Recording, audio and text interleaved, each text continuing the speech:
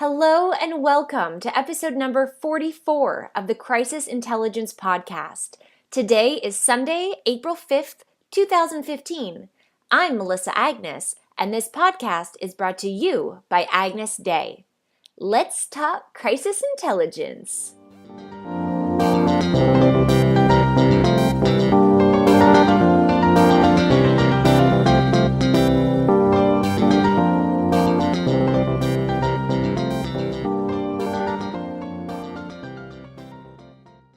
Maanit, welcome back to the show. Why don't you remind us who you are? Introduce yourself. Thanks. It's good to be here again, Melissa. So my name is Maanit Zemel. I'm a lawyer in Toronto, Ontario. I have my own law firm. It's called MTZ Law, and it specializes in internet law and commercial litigation, and that's what I do on a regular basis. And we recorded a podcast together a few months ago on CASL, which is Canada's new anti-spam legislation. So you want to, maybe we could, so for listeners, what we're going to do is there's been two organizations that have been caught under this, regulation, this anti-spam legislation, and have been faced with some serious repercussions, major crisis pretty well for especially one of them. So we wanted to dive into that. But before we do, why don't you just kind of summarize CASL for those who didn't listen, who will hopefully go back because it's important stuff. But for this time being, just kind of give us an idea of what CASL is. Absolutely. Okay, so CASL, as you said, is short for Canada's anti-spam legislation. That's a relatively new legal and regulatory regime here in Canada. It came into force in July of 2014, and it's essentially an anti-spam sort of overhaul of Canadian law. Very briefly, what it states is that, it deals with various practices, online practices, including spam, but also, computer programs, etc. But the core of it is that there are two main requirements for anyone who sends commercial electronic messages. So not necessarily emails, just could be emails, could be some other forms of electronic messages. Anyone who sends commercial electronic message to someone in Canada is caught by CASL and is required to meet very specific, requirements regarding those particular commercial electronic messages, which include, first and foremost, an opt-in regime. In other words, you have to get consent from the person to whom you're sending those commercial electronic messages before you click send, and as well as you have to include a very clear and prominent unsubscribe mechanism in each and every commercial electronic message, which must work, and it must work effectively and must be implemented as soon as someone requests it. So those are very brief summaries of CASL, but there, you can spend we spent a whole hour talking about the very specifics, and there are specific requirements about what those commercial electronic messages should look like, what consent looks like, etc. So it's actually interesting because Canada, before CASL came into play, was very, I think that Canadians were complaining that we just didn't have any legislations or any laws or restrictions on spam, and we were being, like so many people around the world, we were being bombarded with spammy emails. So then CASL came into play, and Canada wanted to be very strict on, right, how Canadians are approached by any organization around the world. So basically the message is, if you have stakeholders in Canada and you're emailing them, you need to comply with these regulations. And what's interesting, so you and I were talking last week, and you mentioned that one company is the first to really, really get hit hard with CASL. And yes, they've been fined $1.1 million for a series of spammy-like emails. So basically, yes, people could not unsubscribe. Yes. Well, here's the thing. First of all, with regards to CASL in general, is that one of the unusual, characteristics of CASL is that it does allow the government, and in this case it would be the Canadian Radio and Telecommunications Commission and the CRTC, to fine, or in this case, or the way that it's referred to is administrative monetary penalties. Okay, so they're, the CRTC says, oh, it's not fines, it's penalties. You can give it whatever name, it's a fine. What they can do is they can fine a company up to $10 million per violation, and a violation in essence can mean one email, or an individual can be fined $1 million, and that's the high mark. And so when CASL came into force, there obviously was a bit of a scare amongst businesses about how far is the CRTC going to go with these very, very significant fines, and there was a bit of a, at least from talking to businesses, particularly smaller businesses, the thought that, while they can go up to 10 million, it's not likely that they're going to be doing that. Maybe they'll apply more of a, first violation, you're off, a warning, and bring it on and make it more of a sliding scale kind of approach.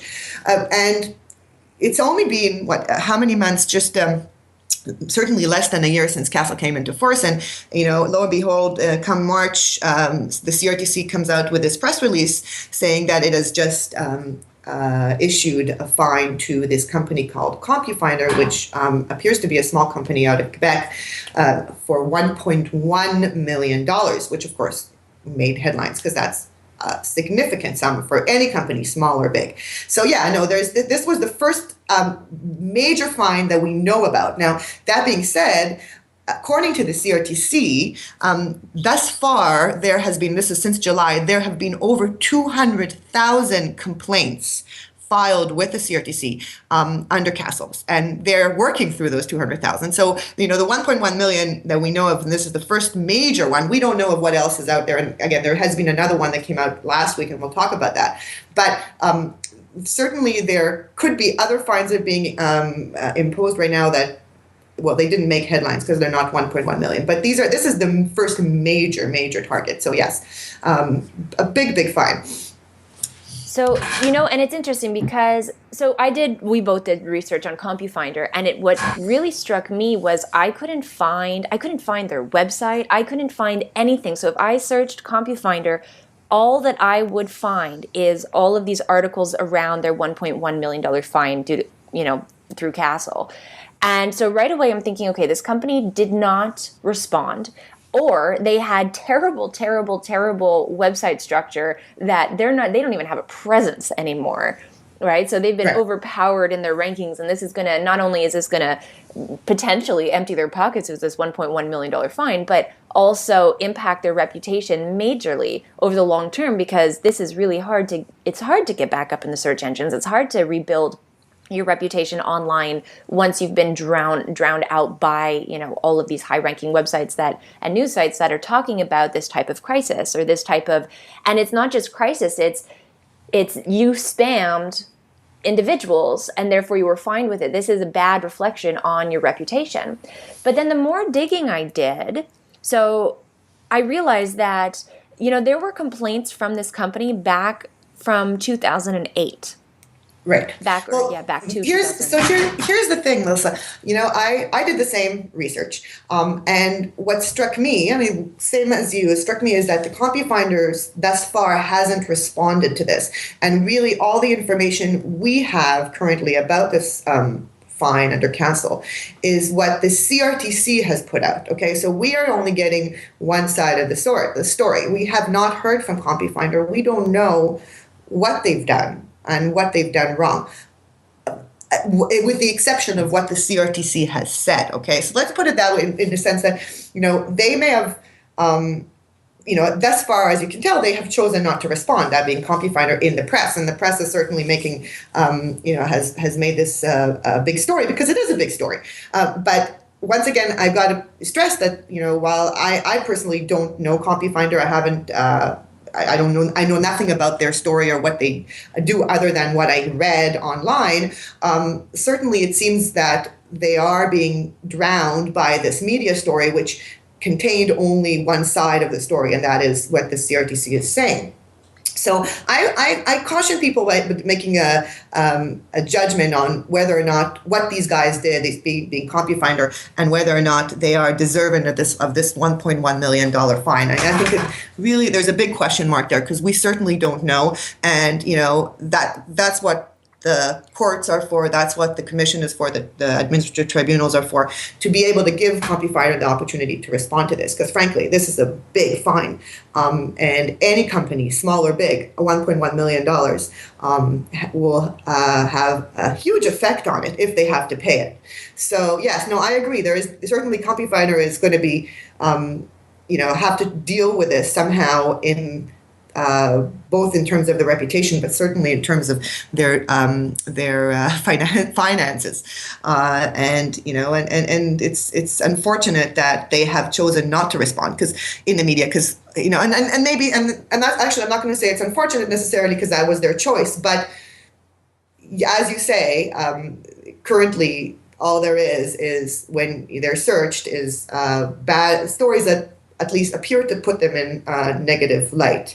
But as I said, I wouldn't rush to judgment. Well, the thing is that, and I hear you, and I've read things like they found emails by scouring websites, which to me is just total spam. In my mind, I think, you're doing that, and you deserve a penalty. You deserve to be caught. Then you read things like that the company was made aware of the investigation and was given the opportunity to come into compliance with the law, and they chose not to. So they continued to take the same courses of action. So that too kind of speaks to the judgment and the mentality, the ethical mentality of this company. And then you're talking about, it's all one-sided. But the thing is crisis communications, you can't let things be one-sided. So this is kind of me just thinking out loud. So if they really did care, if they cared about not spamming their stakeholders, if they cared about their image and all of this, they would have chosen to come out with some form of a response at the very least, so that it's not so biased, so that it's not so one-sided, so that we're not only finding the things that I'm describing right now. And what is interesting, actually, both of us, we found this interesting. So before we jumped on this call, we kind of had a quick chat and said, "Wow, I can't find their website anywhere." And you had said that when the fine originally, when the CRTC came out with their announcement on Compu-Finder, that you had Googled them and that you came up with a website. And since our conversation last week, I haven't found anything. So then we went to, where did we go? We went to Industry Canada's website, yeah. Yes. So their registration under, the Canadian government as an entity, and it gives you, from there you can click through and go see their website. And we found a completely rebranded ACF management that in their historic, it's a French website, so in their history page, talks about how they're based off of Compu-Finder. So this leads us to believe, at the very least, that they have decided to stay silent, to deal with this fine however they choose to deal with it, nobody knows yet, and to just completely rebrand. Yeah, that's exactly what they appear to have done. And, I guess this is more your area of expertise. The question is whether or not that was the right thing to do from a crisis management perspective. And it depends. So, and that's what I'm boggled with, because in order to rebrand, you start from scratch. So anybody who knew your company, Compu-Finder, if they Google you for whatever reason, they're going to find all of these articles that we're finding.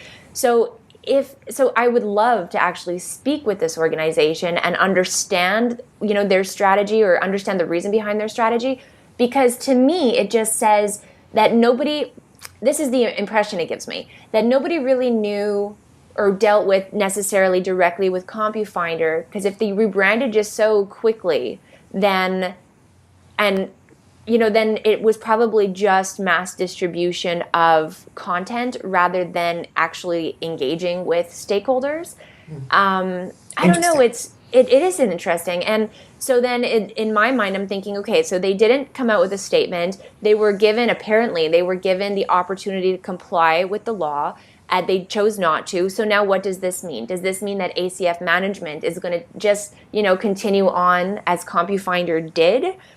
That's an interesting question. Well, I have to say, this is again, that would be more from a crisis management / PR and branding question. That would be your expertise. But at least from a legal perspective, I can say this: if they choose to do that, certainly, they can't avoid the fine, right? They're still going to have to deal with this fine. It won't change anything that way. And in addition, if they choose for whatever reason to, and I'm not going to say they should do it, or they could, or they'll choose to do it, but if they choose, for example, to close down operations at Compu-Finder and start a new business, with a new corporate name, etc. From a legal perspective, not only can they not avoid this $1.1 million fine, but also, if they continue the same practice which gave rise to this fine, the CRTC has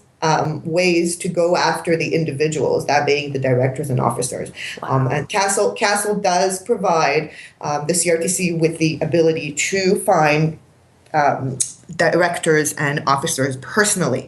So, this is a big deal. CASL is a big deal. Yeah. And so in other words, they can't just say, okay, well, we're closing down 1.1 million. And frankly, I don't know anything about Compu-Finder's financial ability, but I would assume, given that they appear to be a small company out of Quebec, that $1.1 million is more likely to not to bankrupt them. It would bankrupt pretty much any small company. If that's the case and they just choose to, declare bankruptcy, and I'm not saying they'll do it, but let's assume they do something like that, and just start a new business under this new brand, a new name, the CRTC can still find a way to go after them, the individuals. So there is no hiding from the law that way. But, again, from purely from a PR perspective, I see the logic in it. I guess I can see why they're doing that. If they go another direction with new names, maybe if you search them under the new name, it would be easier to find them now, right? Well, my point is that unless you make an announcement, because they don't seem to have changed their actual, incorporation name, so they just kind of rebranded their surface name. I don't know the right, terminology, but because under this Industry Canada website, they're still under as Compu-Finder. Academy Compu-Finder. For now, right? Yes, for now. Absolutely, for now. So my point was that if you don't make an announcement saying that you're rebranding, that's interesting. I mean, and tons of organizations have done this. They've gone bankrupt or they've gone into major, major crises and scandals, and they've rebranded into, to start fresh, kind of new perception.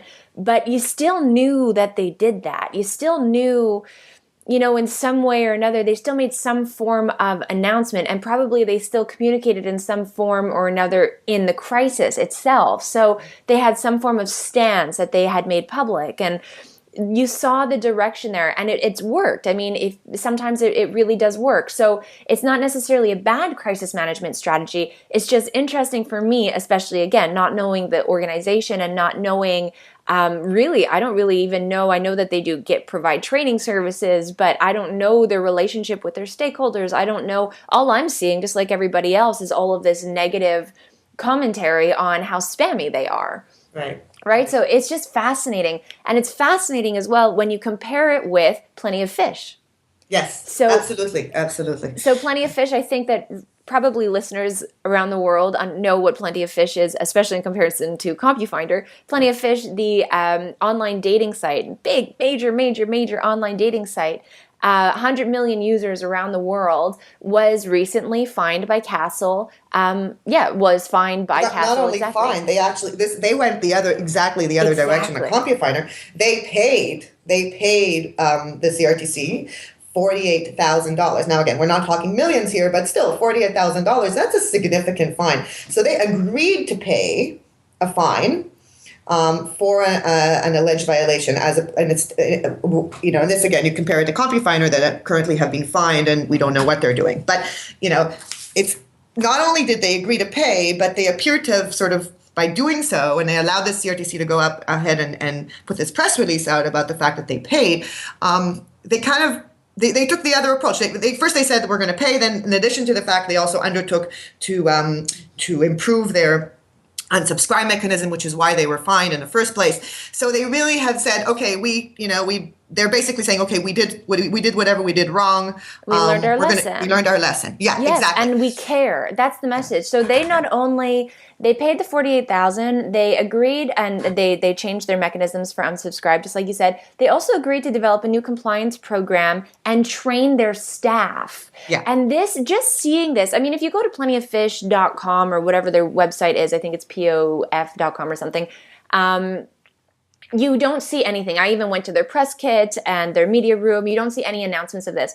But and that's actually really good. But so when you Google Plenty of Fish, first of all, they had a really great, I don't know if they have a really great reputation. I think that they do, but they have a really great ranking, obviously, because they're so popular and they're so successful and so global. So when you Google Plenty of Fish, the CASL, unlike Compu-Finder, the CASL fine and all of that doesn't come up. You actually have to Google Plenty of Fish CASL in order to then you'll get all the articles about it. But when you start reading these articles, you realize, you really feel like, wow, okay, so Plenty of Fish, they never came out and said we were wrong, but they had, by saying, yes, we're going to pay the $48,000 and we're agreeing to develop a new compliance program. We're going to train our staff. We're going to revisit our policies and take this approach moving forward so that, one, this doesn't happen to us again, but most importantly, so that we don't spam people, because that's not what we're about. This is the message that we're getting from this organization's approach to communicating throughout,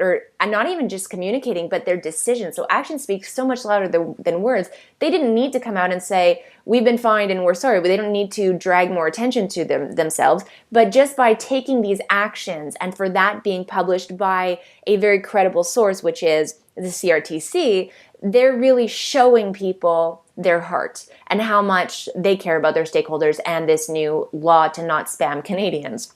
Exactly, I completely agree. I find that quite interesting, and if you go to and if just you look at the media and how much attention they got, well, again, I think 1.1 million does give a better story, but the media did pick up the story about Plenty of Fish, but it kind of dropped it very quickly, and there's articles. There's no story, because they took the right approach. They realized they made a mistake and they fixed it, and they promised to continue to fix it moving forward. There's no story there. Right. Which I think is fascinating. So for people listening, they know, well, people who know me, they know that I'm always talking about, how do you get ahead of the news cycle? How do you live and breathe an organization that just makes the right choices, that knows instinctively what stakeholders want and how to meet those expectations and how to use that as a major, major opportunity and advantage in a crisis? Plenty of Fish is a beautiful example of that. Yeah, no, I agree to that. But then again, I have to say, and I'm gonna play devil's advocate here. I look at what the CRTC has said about what Plenty of Fish has done and why they are deserving of this $48,000. What they agreed to pay the $48,000 and why. So they were fined more than that, right? Well, I don't know how much they were fined, because we don't know that. The information hadn't been provided. All we know is they made an undertaking, and an undertaking is part of the process that you deal with when the CRTC, when you're facing a complaint, you can just undertake it sort of like a plea, okay? And if you think about it, plea bargain more in the criminal context. But, so we don't know what they were actually facing. So we have no idea what the CRTC had decided initially to fine them. At the end of the day, they came to this agreement, and then the CRTC had put out this press release. But when you look at what the CRTC has said about what they had allegedly done, being Plenty of Fish, is that they weren't even spamming anyone. Okay, the spamming and what we understand is, in the more traditional sense. Okay, their alleged violation arose actually from an unsubscribe mechanism that was not clearly and prominently set out in the emails that they sent to their users. So these are emails they sent to their users. This is not emails sent out to just anyone out there saying, use us, we're Plenty of Fish, right? Come, register for us. This is emails sent to their actual users. So in other words, they already had implied consent from their users to email. But an unsubscribe mechanism in those emails wasn't clearly and prominently set out, or could not be readily performed. Okay, which it could mean many things. That's the ambiguity in this legislation. So, and in addition to the fact, it says here that it was all out of one violation. So they're not saying violations, they say alleged violation. So we're talking emails, we're talking one email, we don't know. We just don't know how many and a violation could be one email. right? So here's the question that I ask myself when I look at this. I said, I get why Plenty of Fish made the decision to pay the 48,000 and to put the compliance policy should be put into place anyways. But the 48,000, I guess for them is not a significant amount. They are, at least according to their their public persona, they're a successful company. And the other reason is, of course, what you just said, which is good approach to crisis management, right? You're sending a message. We are complying. We are good. We don't and spam not just people. that, but they stopped the message. Right, so exactly. It didn't even develop into a story. And I agree. I think they achieved all those results. But when you look at it, and I'm pure here, I'm playing the lawyer here. I'm thinking, really, is $48,000? Wouldn't that be a somewhat a significant amount for what they did when you think about it, right? Again, this is not an unsubscribe mechanism. Doesn't say here that people tried to unsubscribe and weren't successful, right? It just wasn't visible, prominently and clearly set out in the email. So now again, I understand where Plenty of Fish came from when they decided to pay this 48,000. But the next company that has the same situation may not be Plenty of Fish, right? They may be a small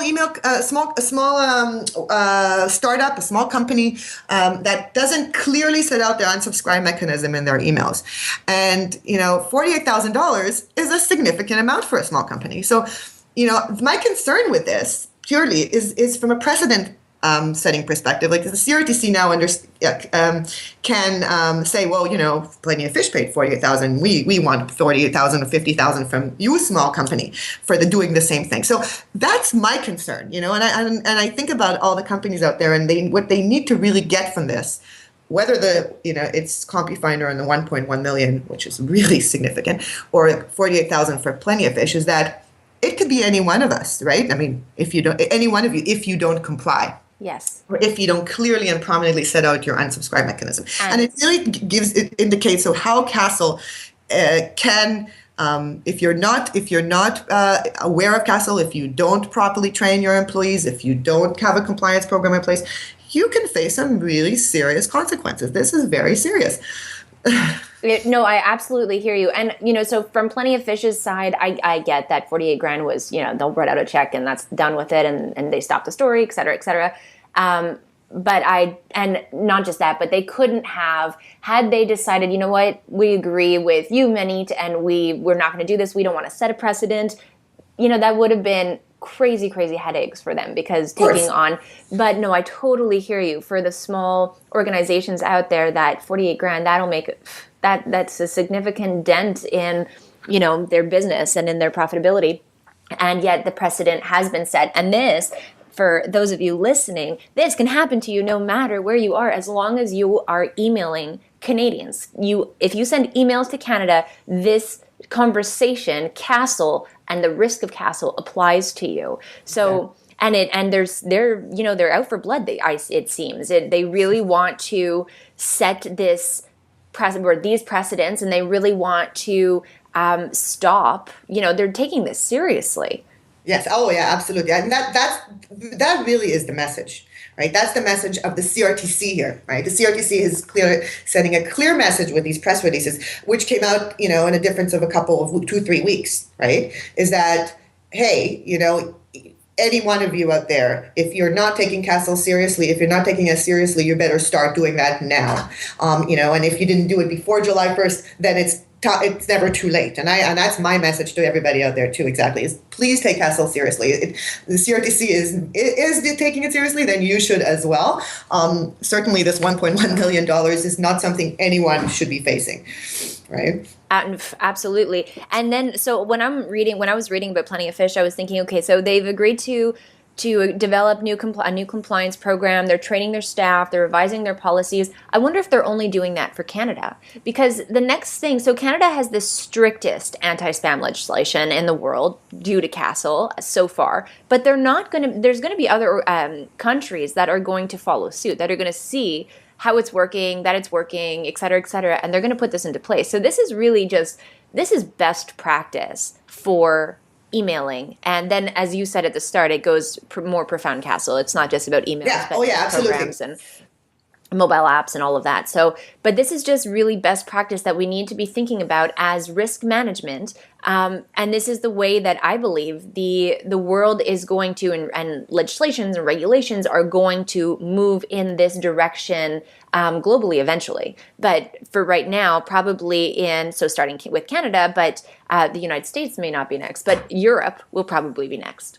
Yeah, and many jurisdictions already have anti-spam regimes in place, but like you said, Canada has taken upon itself to be the leader in anti-spam, to be the stricter, because it was, previously known as the haven for spammers. It's gone the opposite direction, and it really it's intending to send a message to the world to say, hey, we are here to tell the spammers, or whoever it is who is sending these types of emails, where we won't take it, and we will stand up to it. And I agree. I think the world is watching to see if it works. I should also mention, by the way, that just to pick up on that, is the CRTC has said and continues to say that it's, and I'm going to actually read out from its regular press release. Every time it talks about CASL, it always has this sentence that it puts in. It's in there, and it says, the CRTC is working with its partners, both within Canada and internationally, to protect Canadians from online threats and contribute to a more secure online environment. So that's really, and this is sort of their statement over and over and over again. So you have to take from that what they're saying is that, we're here to stay, we are going to enforce it, and if you're outside of Canada, do not think that you are not that we can't come after you. Yeah, exactly. Yeah, so, which we discussed in the last podcast, and you really went into detail on how they can do that. Yes. How they're working towards being able to do that. It's funny because I think that I'm going to be publishing this podcast right away. So last week, I spoke with Tad Milmine, who is a police officer in Calgary, who is fighting bullying. He's bully prevention. He's doing these amazing things.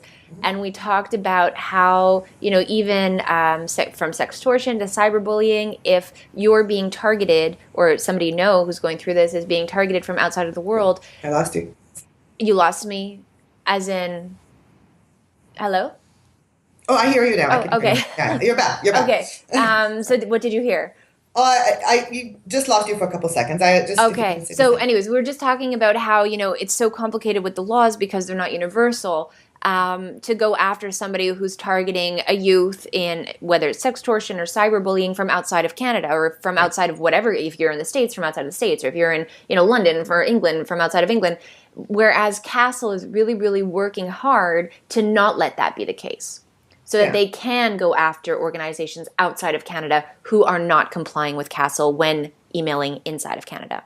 Yeah, I mean, I think that's what they're saying. They put out the impression that they certainly have said that they put into place all kinds of cooperation with the various local enforcement bodies in various countries. That's what the CRTC is saying. So we have to take them by their word, right? And assume that's true. And looking at how seriously they are taking CASL, I wouldn't put it past them. And they, like I said, it seems like they're really out to, I say they're really out for blood, but they're really out to, create this standard and to get people to comply and to get organizations to comply. So for those who are listening, who are saying, okay, we haven't done this yet, Maanit, you just said that it's never too late. What can they do? Some quick, steps that they could actually go and stop listening to, or when they finish listening to this, go and actually implement to make sure that they are not next on CASL's list.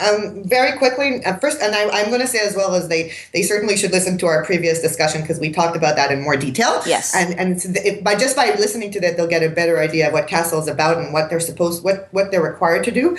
But just to pick up on that, first and foremost, get informed. Okay, learn what CASL is about. Learn what it requires you if you are in some way communicating with Canada, either from Canada or to Canada. Okay. So if you have some involvement with Canadians, educate yourself. And educating yourself means talk to someone who is knowledgeable. And I'm going to say a lawyer is important, a lawyer who actually knows about CASL. So that's the first thing you need to do. The second thing you need to do is, once you know what CASL is about, you've got to conduct an audit and figure out how much of your communication is with Canadians and what kind of electronic communications you engage in. And from then on, you can then implement or develop and implement a CASL compliance policy, exactly what Plenty of Fish has undertaken to do. So once you have a CASL compliance policy in place, and that should be done with someone, again, who knows what CASL is about and has the ability to develop that. Once you have that in place, you need to train your employees so they know what the policy is about. They need to understand it and to perform it. And that includes, again, for example, it would include an unsubscribe mechanism that complies with CASL's specific requirements. It includes identifying information. It includes the consent mechanisms, consent and disclosure mechanisms. And really, that is important, not only because it's a big step towards compliance. In other words, it brings, or at least avoids or reduces the possibility of you being in violation of CASL. But also, even if for some reason one of your employees violates CASL, or something happens where there's a complaint against you and CRTC comes knocking at your door, you can then use this proper compliance policy to as a defense. Okay, there's a defense in CASL that allows you to defend yourself by saying, "Hey, it's called a due diligence defense," and it says, "Hey, if we have taken this seriously. We have developed a compliance policy. It makes sense for our business. We've educated our and trained our employees, and this particular violation was a one-off. Okay, it was a mistake.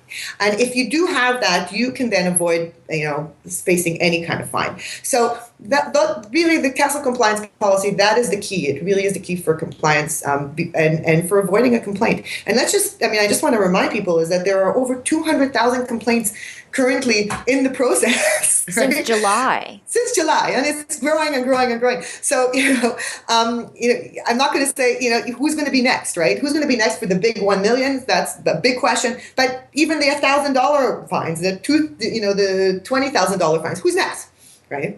Yeah, and if you can, I love what you just said about you can avoid a fine. So you can actually prevent this crisis from happening to you. You can risk manage, but you can actually prevent just by risk managing and putting these practices into play and these policies and procedures and compliances into play. You can actually prevent this risk from materializing for you and from you being the next person to be fined, whether it's 1,000, 20,000, 40,000, or 1.1 million. And let's not forget, CASL says that they can fine up to 10 million. Yes, absolutely. It's still there, and clearly they are not afraid of using those $1 million fines. Wow. Yeah.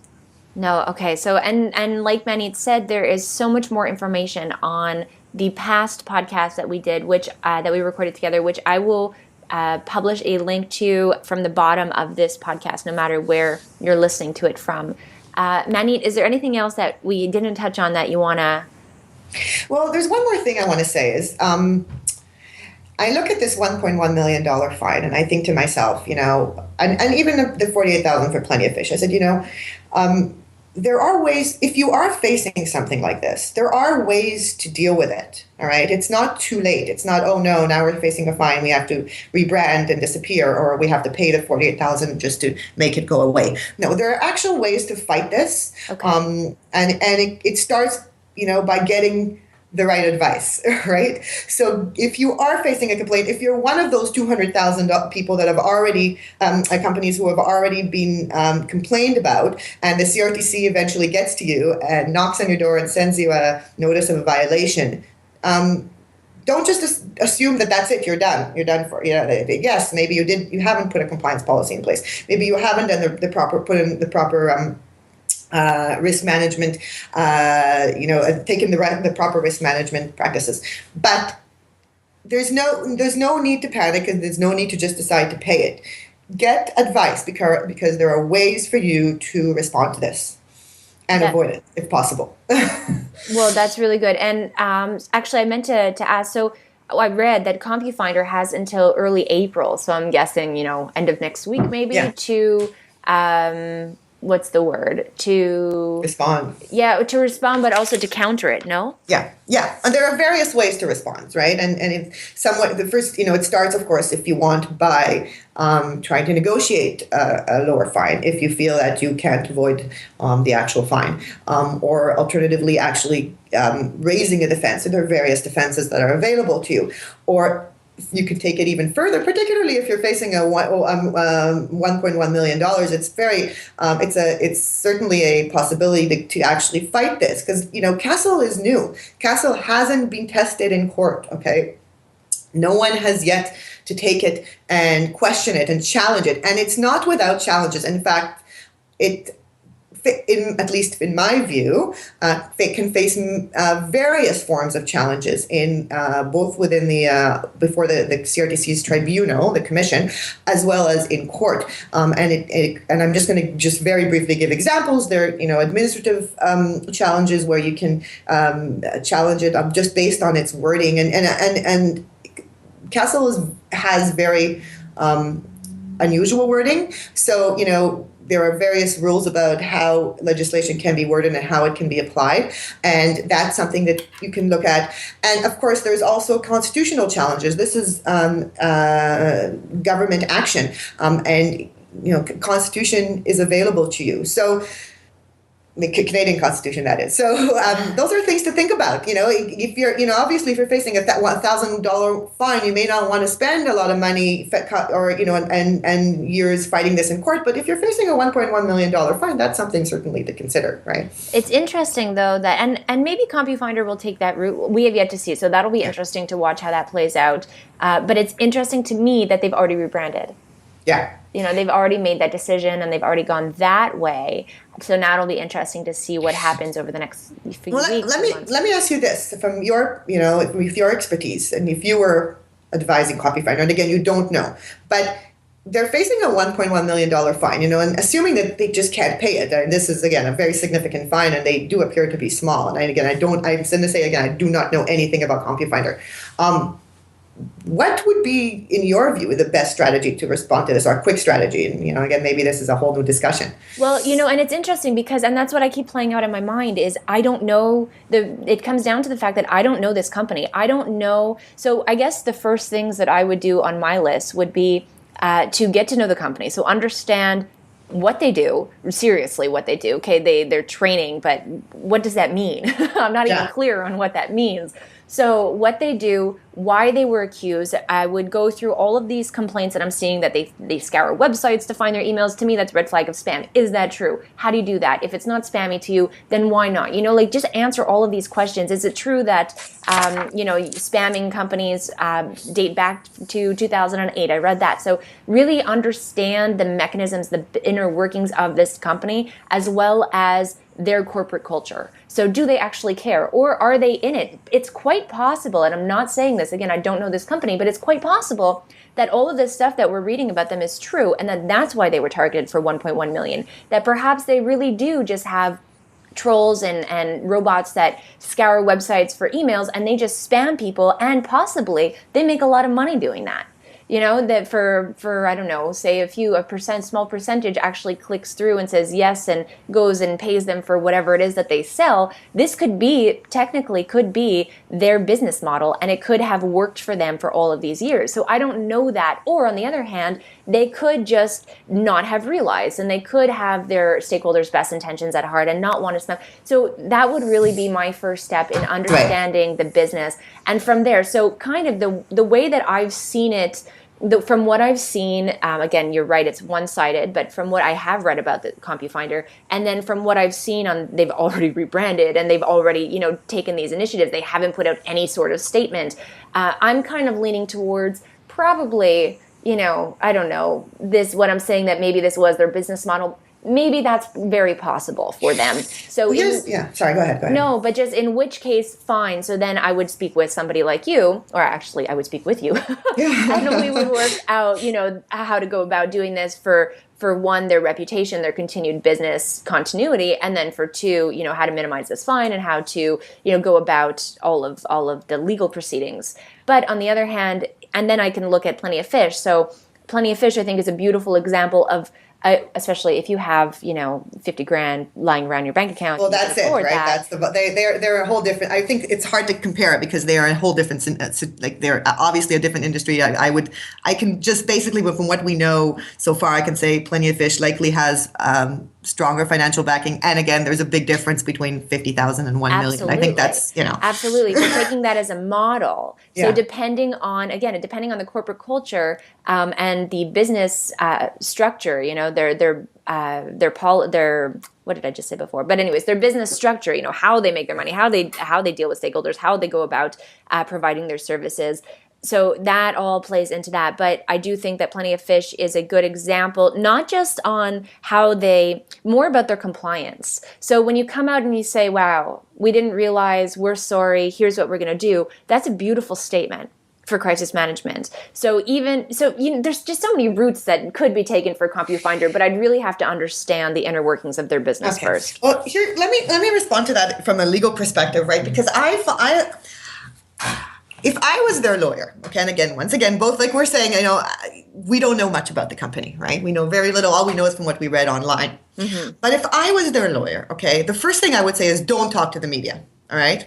And the reason I said it, I'm actually one of the lawyers that I'm very aware of the importance of media and in crisis management and PR, et cetera, as you know, right? Mm-hmm. But if you are facing a $1.1 million fine, that's very serious. And you want to avoid saying anything that would later jeopardize your ability to defend this. Because frankly, as I said, unlike Plenty of Fish, it's easy to, for Plenty of Fish to pay $48,000 and accept liability. Technically, they're not accepting liability. But again, I don't think Plenty of Fish even talk to the media. I could be wrong, but that makes sense. They don't need to because they have already agreed, right? They sort of made that decision. But for Compu-Finder, I don't mean to cut you off, but the Compu-Finder, they're facing a $1.1 million fine. That is, again, that's huge, right? That's huge.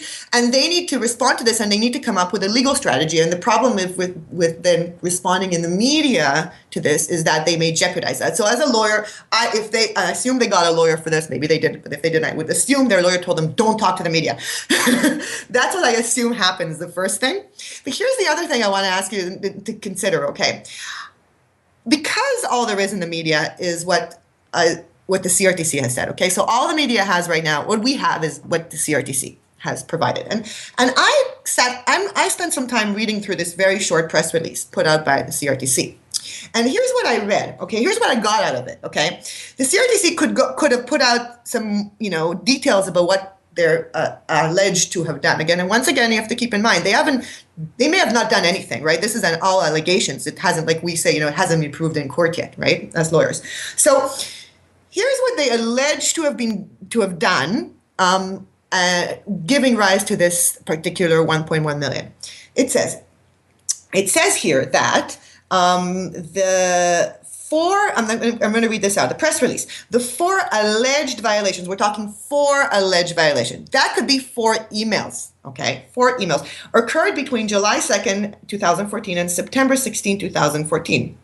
And then they go on to say, the emails, or they started before that actually, they were saying, the emails sent by Compu-Finder promoted various training courses to businesses, often related to topics such as management, social media, and professional development. So the other thing I get from this, first of all, that they may only come out about 4 emails. I also get that these emails were sent to businesses. They weren't even sent to consumers, right? And we often think of CASL as a Consumer Protection Act, and I still refer to sort of an act that's meant to protect us consumers from being spammed and getting phishing emails, hacking, et cetera, et cetera. So these were emails where were sent to businesses, okay? And then finally, they go on to say, furthermore, an analysis of the complaints made to the Spam Reporting Center, that's the CRTC website where you can go and report your spam, your violations of CASL. Then he goes on to say, of this industry sector, shows that Compu-Finder accounts for 26% of all complaints submitted. So then I went on and read the media reports, and almost all the media reports talk about how Compu-Finder was fined because it, represents 26% of all complaints the CRTC received. But if you read this carefully, that's not what the CRTC is saying. But I love that you brought that up. So that's the importance of not letting something be one-sided. Right. So that's the importance of coming out and speaking, because the media, it makes a better story to say that 26% of all, CASL complaints, $200,000. Sorry, 200,000. Yeah, so 26%. So that's a huge number. So 50,000 complaints over the course of the last 8 months on this one company. $1.1 million fine. Okay, if they spam that many people, so this is perception. Yeah. This is perception. Exactly. So in your comment before about, so again, we don't know their strategy, and it'll be really interesting to see what happens moving forward. But I would, and I'll say it again, I would absolutely work with you on, if we were working together with this organization, but I don't necessarily agree. So it would have to be, I understand that you can't jeopardize anything if you're going to go after, if you're going to counter, if you're going to, counter this claim, this fine. Right. I understand you can't risk anything, or you can't do anything to risk that argument and that case. However, perception is everything. So there's, like every crisis manager will say, there's the court of public opinion and there's the court of law.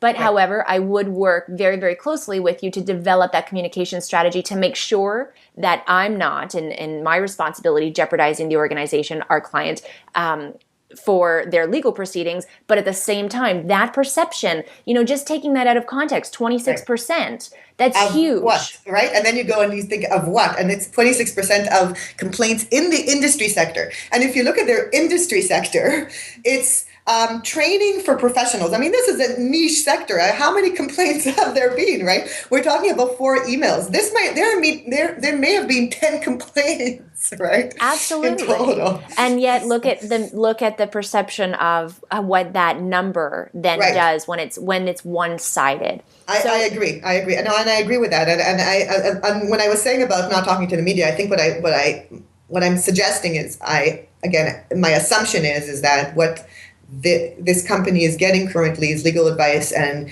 lawyers are generally very careful in talking to the media for good reason. Yes, absolutely. Right? We have our ethical obligations. We're not supposed to try our cases in the media, and very few lawyers are actually able to do that properly. And I can think of some off the top of my head. I'm not going to say who, but some are really good at doing it and doing it well.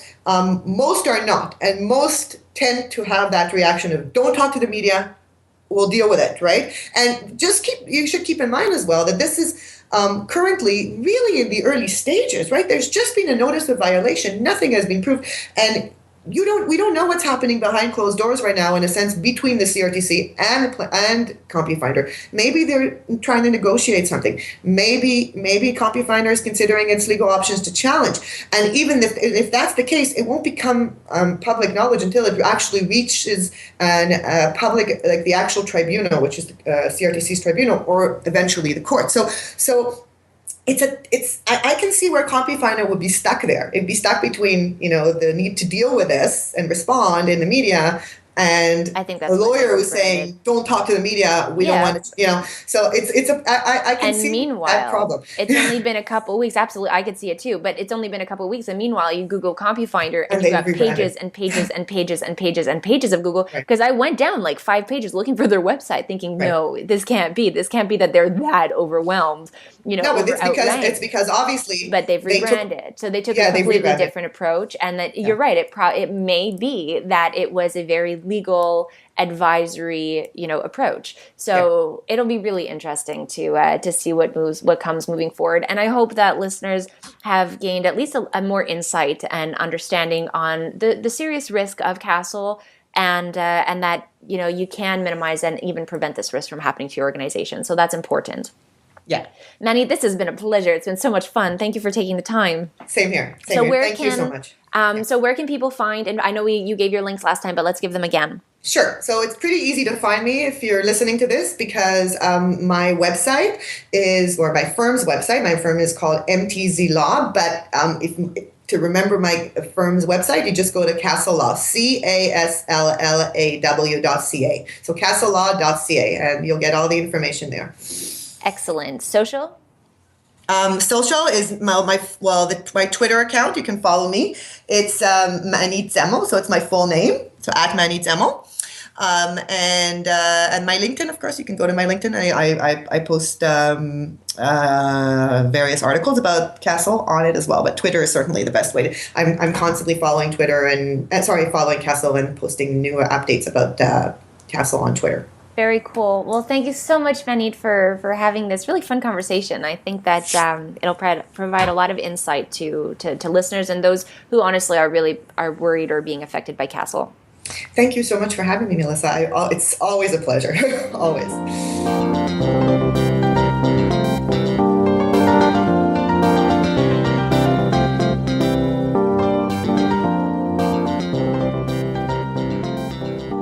Thank you for tuning in and listening to this week's episode of the Crisis Intelligence Podcast with me, Melissa Agnes. I release a new episode every Sunday, so if you haven't done so already, be sure to subscribe to this Crisis Intelligence Podcast on iTunes or Stitcher so you don't miss out on any future episodes. While you're at it, feel free to leave me a rating or review on iTunes. This will go such a long way in helping me get this important information to more people just like you to help benefit their crisis management and crisis communications. Additionally, if you'd like to have me come and speak at an upcoming event that you may be organizing, I'd be happy to have a conversation with you. You can email me at melissa@melissaagnes.com. Thanks so much for tuning in this week, and I look forward to talking even more crisis intelligence with you next Sunday.